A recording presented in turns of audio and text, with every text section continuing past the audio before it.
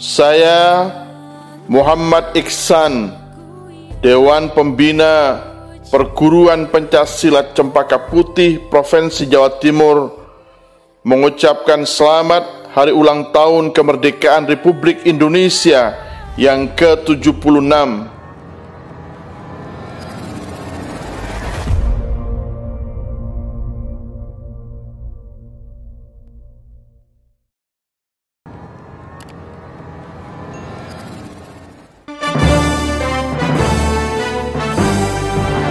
Meninggalkan tanah air pada tanggal 1 April yang lalu, kami menyerahkan keselamatan negara, tanah air, dan bangsa ini kepada seluruh rakyat Indonesia. Selama kami di luar negeri, kami memperhatikan benar-benar segala kejadian-kejadian di tanah air. Dan kami memperhatikan pula segala perjuangan, segala sikap daripada rakyat Indonesia untuk mempertahankan keselamatan daripada tanah air dan bangsa itu. Assalamualaikum warahmatullahi wabarakatuh. Salam sejahtera bagi kita semua. Om Swastiastu, Namo Buddhaya, salam kebajikan. Saya Muhammad Iksan, Dewan Pembina Perguruan Pencaksilat Cempaka Putih Provinsi Jawa Timur, mengucapkan selamat Hari Ulang Tahun Kemerdekaan Republik Indonesia yang ke-76. Seiring dengan doa, mudah-mudahan pandemi COVID-19 segera berakhir dan kita menjadi negeri yang tangguh sehingga kita tumbuh menjadi bangsa yang jaya di masa depan. Selamat milad kepada negeriku. Mudah-mudahan pandemi COVID segera berakhir dan kita kembali dalam kehidupan normal untuk memberikan pengabdian yang terbaik bagi kepentingan bangsa dan negara di masa-masa yang akan datang. Hadirin sekalian, saudara-saudara sebangsa dan setanah air, kita bersyukur hari ini masih dapat merayakan Hari Kemerdekaan Republik Indonesia yang ke-76. Perayaan yang diselenggarakan dengan sangat sederhana, yang menunjukkan kondisi musibah dan bencana yang menerpa masih belum kita dapat atasi dengan baik, sehingga bangsa ini masih dalam lilitan pandemi COVID-19. Segala upaya dan usaha sudah dilakukan untuk mengatasi berbagai masalah ini, tetapi nampaknya kita masih harus berjuang terus-menerus untuk keluar dari pandemi COVID-19, bangkit membangun kembali bangsa ini sehingga menjadi bangsa yang berdaulat dan sekaligus juga bangsa yang besar. Indonesia adalah negara besar dengan sejarah yang besar, dengan cita-cita yang besar, dengan usaha yang besar. Tetapi saat kita ditimpa oleh berbagai bencana dan musibah, terasa kita ini sesungguhnya hanya besar dirasa, tetapi kemampuan kita masih belum beranjak dari bangsa yang lemah menjadi bangsa yang kuat, dari bangsa yang ditaklukkan menjadi bangsa sang penakluk. Untuk mencapai negara yang besar itulah, maka segala upaya dan usaha harus dilakukan dengan total, sebagaimana para pendahulu kita berjuang untuk mempertahankan kedaulatan, merebut kemerdekaan, dan mempertahankan kemerdekaan serta mengisi kemerdekaan ini dengan pembangunan. Apa yang dilakukan oleh para the founding fathers kita, para pahlawan kita yang mendahului kita, sejak zaman Sultan Agung sampai dengan zaman Presiden Jokowi hari ini, kita menyaksikan bahwa kita ini adalah negara postkolonial yang mentalitasnya masih terasa belum punya kemandirian, kedaulatan, kemerdekaan, dan otonomi dalam menentukan nasib sendiri.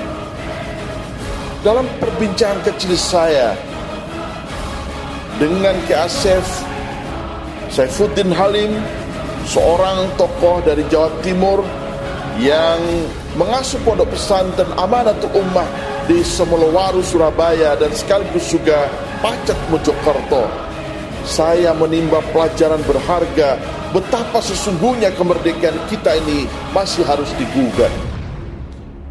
Peringatan kita terhadap kemerdekaan kita bukan berarti itu adalah sebuah festival untuk menunjukkan rasa riang dan gembira atas capaian kemerdekaan kita. Tetapi peringatan kemerdekaan kita mesti menjadi momentum bagi kita semua untuk senantiasa menggugat kemerdekaan kita sampai di mana negeri yang merdeka ini sudah mencapai kemerdekaannya. Sebab kemerdekaan bukan hanya sekedar negeri kita bebas dari penjajah, menjadi negeri yang berdaulat, yang berdiri sendiri dengan pemerintahan yang kuat. Tetapi sekaligus juga, apakah negeri itu sudah dapat menghadirkan kesejahteraan dan kemakmuran bagi rakyat? Saat kemiskinan masih ada, saat ketertinggalan masih nampak, masih banyak anak-anak kita yang tidak mampu melanjutkan sekolah karena ketidakmampuan membiayai pendidikan yang bersangkutan. Saat kita temukan di jalan-jalan para peminta-minta, mereka kaum duafa, mereka kaum yang masih bergantung hidup dari pertolongan orang lain. Sesungguhnya itu adalah cermin bahwa sesungguhnya kemerdekaan kita masih belum kita raih dengan sebaik-baiknya. Kemerdekaan itu bukan hanya sekedar sebuah perayaan dan festival di mana kita menunjukkan sebagai negeri yang punya identitas kultural, tetapi lebih dari itu adalah sebuah ikhtiar yang tiada henti untuk menghadiahkan dan menghadirkan republik ini dengan kesejahteraan dan kemakmuran menjadi negeri yang gemah ripah lojinawi, baldatun thayyibatun wa rabbun ghafur. Saudara-saudara sebangsa dan setanah air, pandemi COVID-19 menjadi batu uji bagi kita seberapa kita ini menjadi negara yang berdaulat. Karena faktanya, di dalam rangka untuk mengendalikan kemerdekaan ini, kita masih bergantung kepada kekuatan asing. Kita tidak bisa berdaulat untuk mengelola dimensi kesehatan dalam negeri kita, karena kita ini masih bergantung kepada vaksin yang datang dari produk luar negeri. Kita mendatangkan vaksin dari Cina, kita mendatangkan vaksin dari Amerika, kita mendatangkan vaksin dari Eropa. Dan vaksin-vaksin itu menunjukkan bahwa kita ini negara yang masih belum berdaulat, belum mandiri. Saudara-saudara sebangsa dan setanah air, kemerdekaan tanpa kesejahteraan itu bullshit. Kesejahteraan tanpa kemerdekaan itu adalah lip service. Karena sejatinya kita merebut kemerdekaan, mempertahankan kemerdekaan, mengisi kemerdekaan dengan pembangunan. Tujuan akhirnya adalah peningkatan kesejahteraan bagi seluruh rakyat Indonesia. Begitu pula dengan kesejahteraan tanpa kemerdekaan, maka kita ini adalah negeri koloni yang bergantung kepada belas kasih dan uluran tangan dari negara lain, negara asing. Apalah arti sebuah perdamaian dan kesejahteraan tanpa kemerdekaan? Itu ibarat sebuah kata, Indonesia adalah negara yang cinta kepada perdamaian, tetapi lebih cinta kemerdekaan.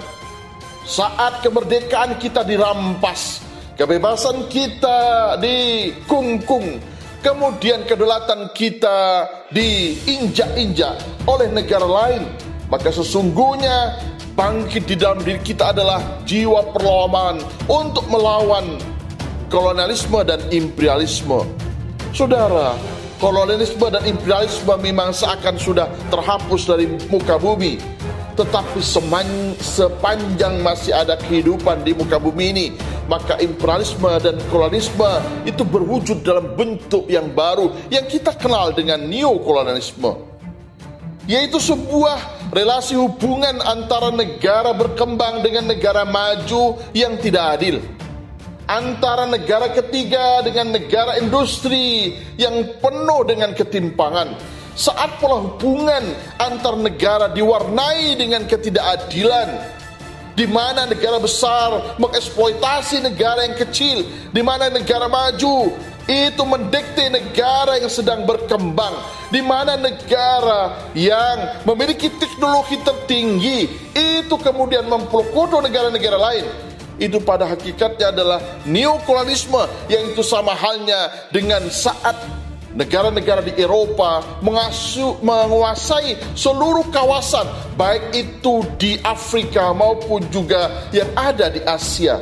Negara-negara penjajah, para kolonialis dan imperialis yang datang ke Indonesia atas dasar nama perdagangan, itu sesungguhnya adalah para penjajah-penjajah yang telah merampas kemerdekaan kita.